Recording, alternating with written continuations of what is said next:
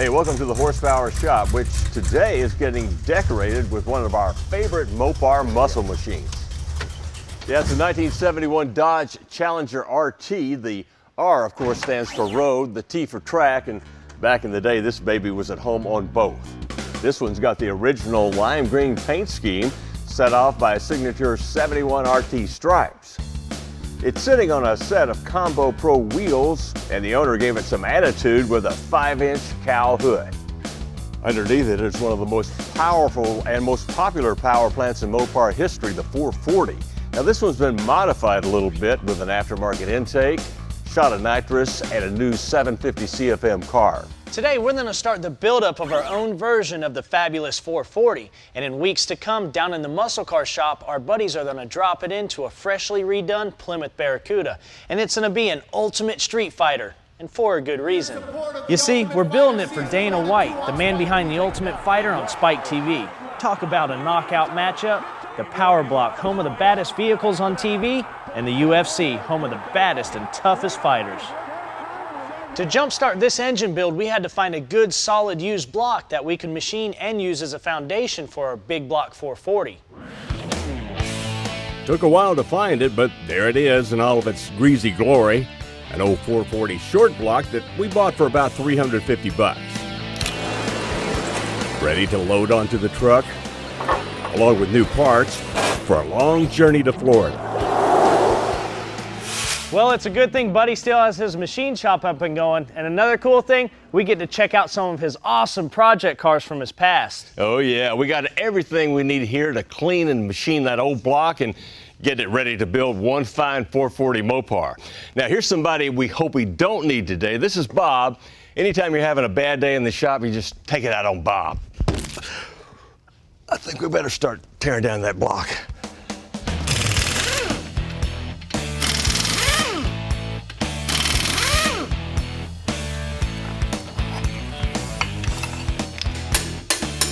There it is. That was a little tougher. Yeah, it was. All right, buddy, what do you think? Just crank a keeper? Yeah, it doesn't look too bad. Once we got the bearings off, this doesn't show a whole lot of wear, but we'll put it up on the bench and check it with a micrometer just to make sure. All right. Okay, we'll check our rods first. That appears to be standard. That's good. Go to our mains, and that's also standard. After a good hot bath and Buddy's spray washer and a thorough rinsing, our 440 crankshaft gets a good coating of WD-40 to prevent rust. And since we're going to reuse the connecting rods, Mike gives them a good thorough cleanup in the blast cabinet.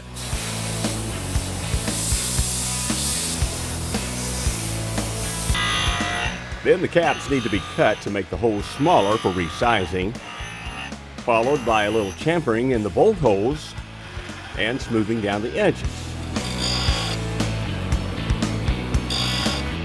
Then ARP rod bolts can be pounded into place. This is where we resize the big end. And how do you know exactly what size you're going for? Well, once we get to a certain size, we're going to check it on our comparator here. Right now, we're about 7 thousandths too big, so we need to keep honing this. For another 7 thousandths, we'll be right on the money. Well, after finding the lightest rod, you match the other's weight to it by grinding off material for balancing tabs that are on each end. This is the boring bar, so we're going to go ahead and set it up, get with the self-centering pins, and then that centers the cutter head right up in the center of the bore, and that just makes cutting so much simpler. Okay, we're going to go ahead and put a chamfer on the cylinders to help the rings go in.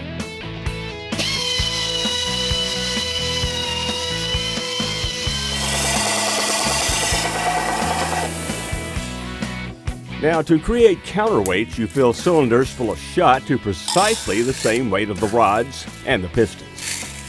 Now we can load each bob weight onto the journal of the crankshaft to represent the rotating mass. Well, finally, our freshly machined block is clean, dry, and ready for some paint before the ride home. All right, we're gonna go ahead and finish this motor up when we get back to the shop. But on a road trip like this, it's not always all work and no play with us guys. You got that right. Buddy's got a backyard full of toys and gonna have a little four-wheel fun before we hit the road.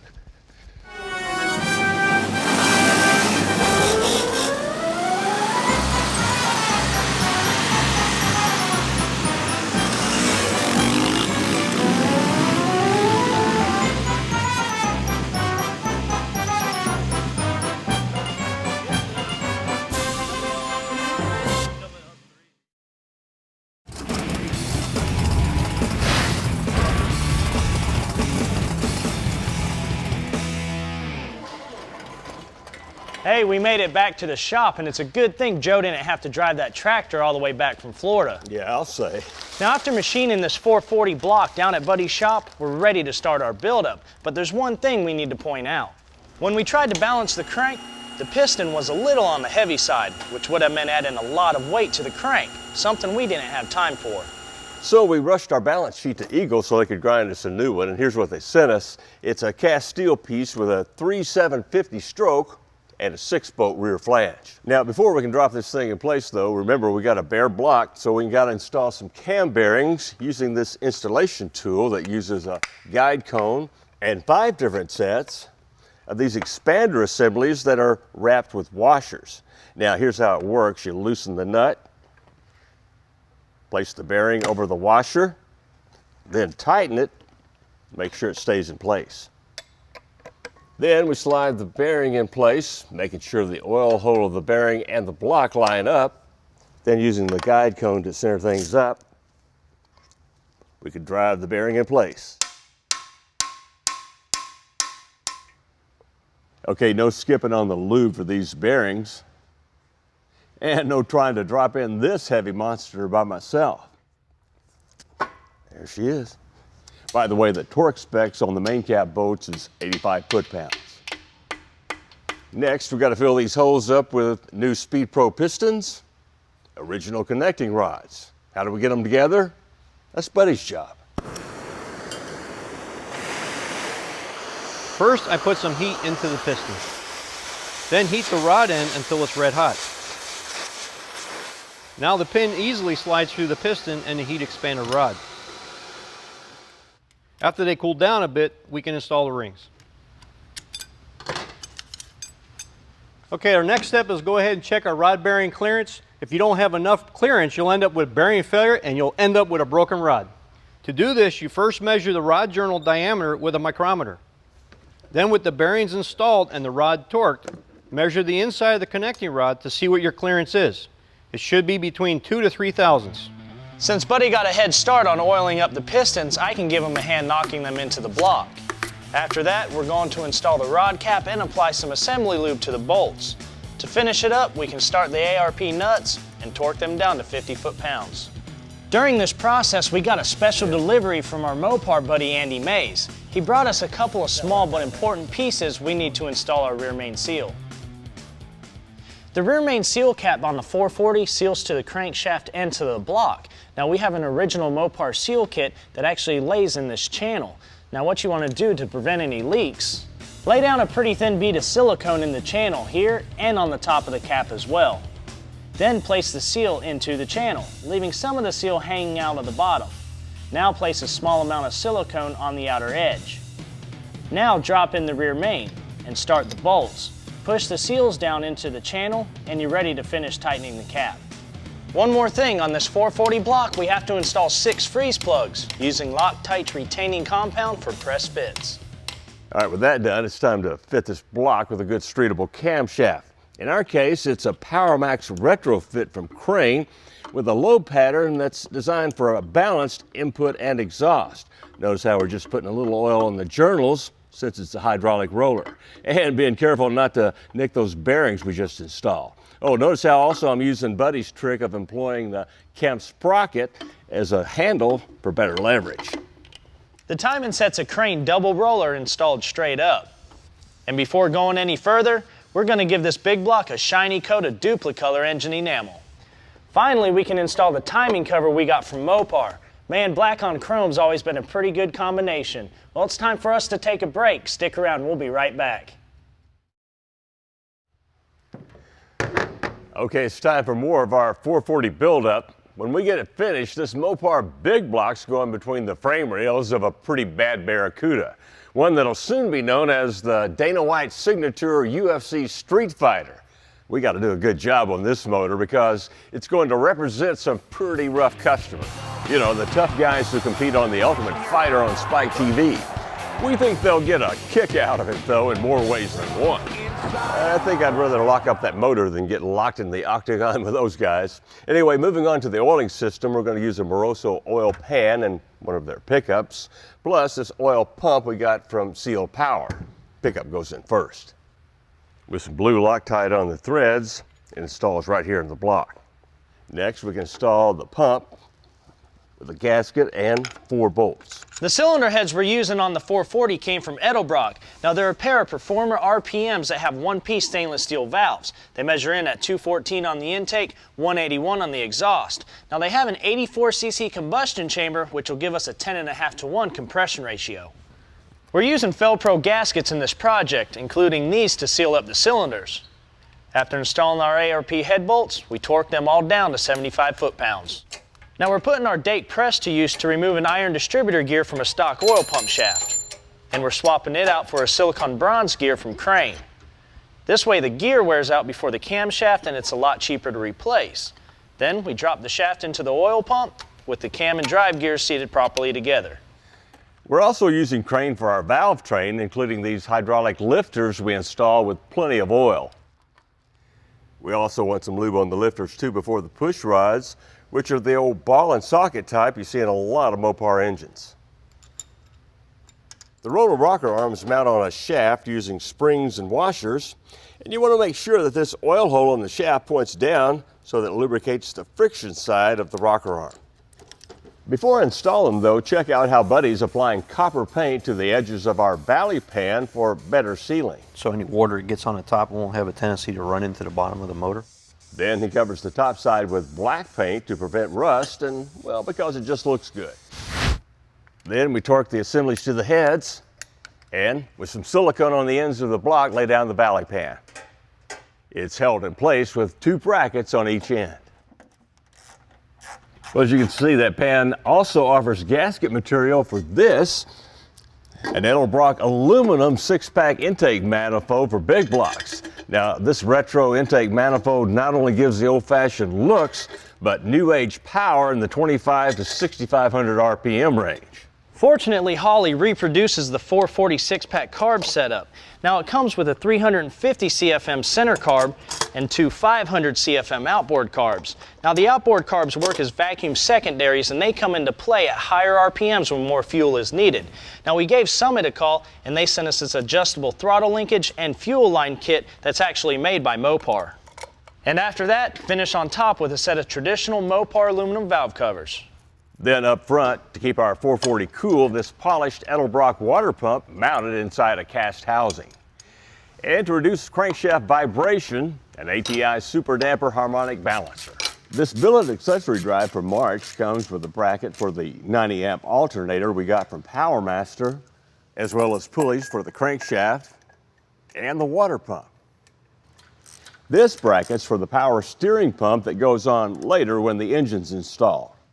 And so will this. Race Pumps makes this trick mechanical fuel pump that can be ran on either gasoline or alcohol.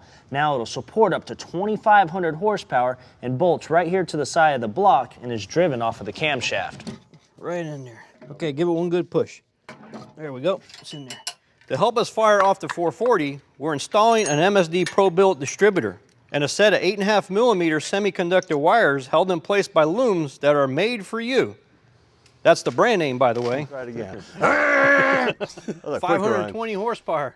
Really, we gained some then. Let me pull the torque out of my throat. Check out the Hooker Super Comp fender well headers we're using for the exhaust.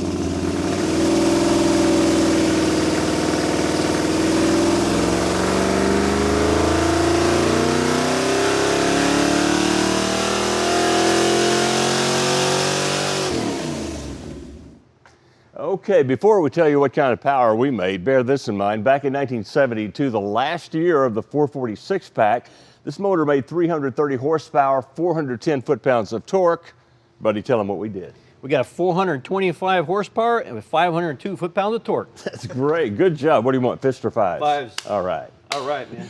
Man, a fearsome 440 for a UFC street fighter. Great combination. Well, we got to make a quick motor swap, get this big block on the dyno, and see what kind of power we can make out of a mud racer machine. Go wide open. All right, it's good. Hey, if you're ready for some real horsepower, this should fill the bill. It's the 588 cubic inch big block Chevy we built a week ago for the Extreme 4x4 show. Now they're going to shove this thing between the frame rails of one of their mud drag racing trucks. But before we fire it up, take a look at this flashback of the build. It all started with a Merlin 3 block from World Products, a 4340 forged crank from Eagle Specialties, along with a set of their H-beam rods and SRP aluminum pistons. For a camshaft, we opted for a Lunati billet roller. And for a timing set, an adjustable Cloy's double roller. Lunati solid roller lifters, and we're using Edelbrock Musi Victor Series heads. Plus a Jessel Competition Series rocker kit. For an oiling system, we used a wet sump pump and aluminum pan from Steph's. For cooling, a Moroso billet electric high volume pump. And for induction, we used a Super Victor single plane manifold topped by a Quick Fuel Technologies 1250 Dominator carburetor. To fire off this 588, we dropped in an MSD Pro Billet distributor and a set of their wires. Now to make the motor exhale efficiently, we're using a set of Hooker Super Comp headers that feed down to a 3.5-inch exhaust pipe. That big block has a 13-to-1 compression ratio. Hey, quiet, we're trying to do TV. Anyway, we don't want any detonations, so we're going to use some of VP's 110 octane race fuel when we make those runs. Open all the way. More. Yeah, that's good. Popping. You hear it popping through the exhaust? Woo, boy, it's rich in here. Oh, my eyes are burning.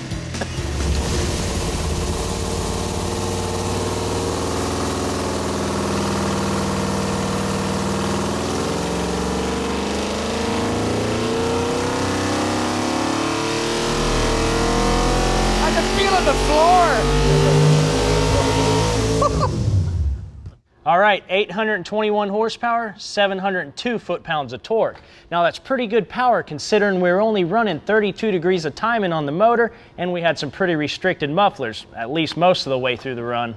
What do you think? Enough power for your mud racer? I'm more worried, Joe, that when I hit the gas, the truck's going to do a barrel roll off the line. That's okay if it lands on its wheels. Then we'll have some real fun. Well, you got your work cut out for you now. Just make sure you keep the exhaust on, okay? I'll try. All right.